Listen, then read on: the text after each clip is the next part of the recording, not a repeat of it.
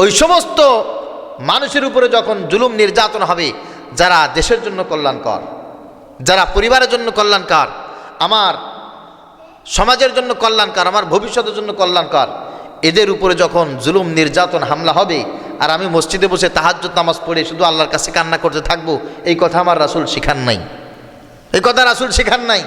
গত শুক্রবার জুমার নামাজের পরে শরীফ উসমান হাদি রহমতুল্লাহি আলাইহি তার উপরে যারা হামলা করেছিল, এই হামলা একদিনের হামলা না, অনেক দিন ধরে কল্পনা হয়েছে, জল্পনা হয়েছে, ছক এঁকেছে, প্ল্যান পরিকল্পনা করে এই হামলা যারা গত জুমার পরে করেছে, চালিয়েছে, ওদের জন্য আমরা এখন কি করব? দোয়া করব বসে বসে? কথা বলেন? No, never.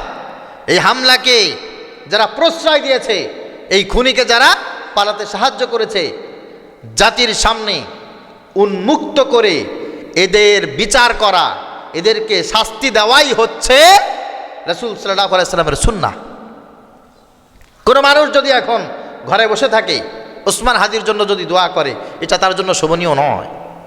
দোয়া আমরা করব, অবশ্যই করব। সবচাইতে বেশি করণীয় যে কাজ আমাদের, তা হচ্ছে কারা এই কাজ করেছে ফাইন্ড আউট করে এক একজন করে জাতির সামনে উন্মুক্ত করতে হবে, তাদের বিচার করতে হবে। রাসূল সাল্লাল্লাহু আলাইহি সাল্লাম একবার সাহাবীদের সামনে বললেন, আমার সাহাবীরা, উনসুর আখাকা যালিমান আও মাজলুমান, তোমার ভাই যদি জালেম হয় অথবা মাজলুম হয়, উভয়কে তোমরা সাহায্য করো। সাহাবীরা বড় সহজ সরল ছিলেন। একজন সাহাবী বলতেছে, ইয়া রাসূলুল্লাহ, আমাদের একটা কথা একটু জানার দরকার ছিল। হ্যাঁ বলো, কি জানতে চাও? বলে, যে মেরেছে তাকে আমরা কিভাবে সাহায্য করব? যিনি মার খেয়েছেন তাকে আমরা ওখান থেকে সরিয়ে পিঠ বাঁচিয়ে তাকে আমরা মার থেকে হেফাজত করে তাকে সাহায্য করতে পারি, কিন্তু যে পিটিয়েছে, যে মেরেছে, মারার জন্য যে সহযোগিতা করেছে, তাকে আমরা কিভাবে সাহায্য করব? লাঠি আর একটা এনে দিই, কিভাবে আর একটা পিটান দিতে পারে মাথার উপরে, সেই ব্যবস্থাপনা করে দেই। আনসুরহু মাজলুমান ফাকাইফা আনসুরহু যালিমান। নবীজি সাল্লাল্লাহু আলাইহি সাল্লাম বলেন, ও এটা বুঝেছো? তাহলে শোনো, যে মেরেছে, সন্ত্রাসী কর্মকাণ্ড যে করেছে, হত্যা যে করেছে এবং যারা সহযোগিতা করেছে, এদের ব্যাপারে চূড়ান্তভাবে তোমরা সহযোগিতা করবে। তামনাউহু মিনাজ জুলমি ফাযালিকা নাসরুকা ইয়াহু। যে হত্যা করেছে আর হত্যার ব্যাপারে যে সহযোগিতা করেছে, তাদেরকে যেখানে পাও উন্মুক্ত করে মেরুদণ্ডের উপরে আঘাত করো, মেরুদণ্ড ভেঙে চুরমার করে দাও, তাহলেই হবে ওই ব্যক্তির জন্য সবচাইতে উত্তম সহযোগিতা, সবচাইতে উত্তম সহযোগিতা। আমরা খারাপ মানুষ যারা, তাদের জন্য কল্যাণকামী। কেন?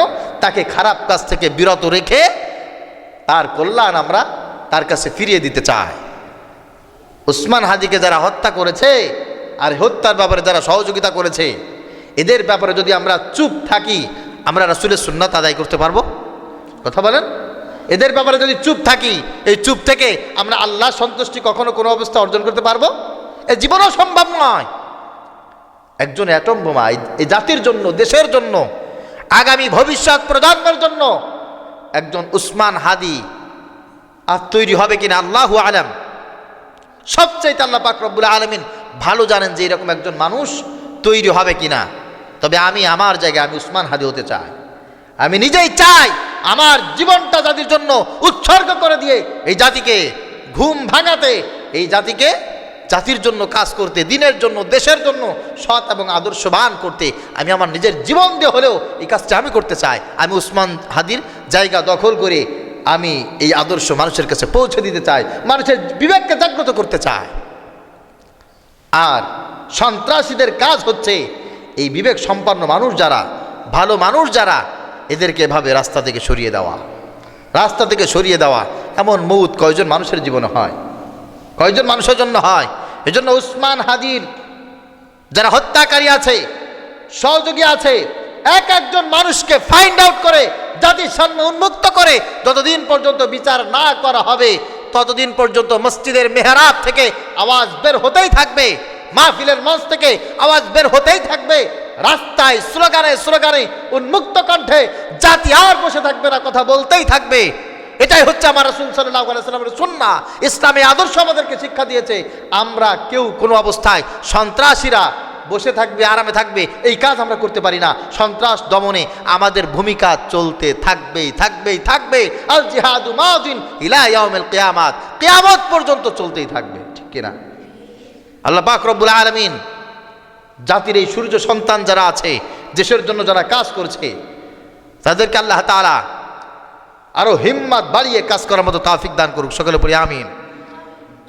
আর ভালো মানুষ যারা, তাদের সহচর যারা আছে, আল্লাহ পাক রব্বুল আলামিন তাদেরকে সেই রকম দেন, ওই রকম ভাবেই দেন। ওসমান হাদির স্ত্রী, একবারও আমরা মিডিয়ার সামনে তাকে দেখি নাই, একবারও দেখি নাই। অন্যান্য নেতা নেত্রী যারা থাকে,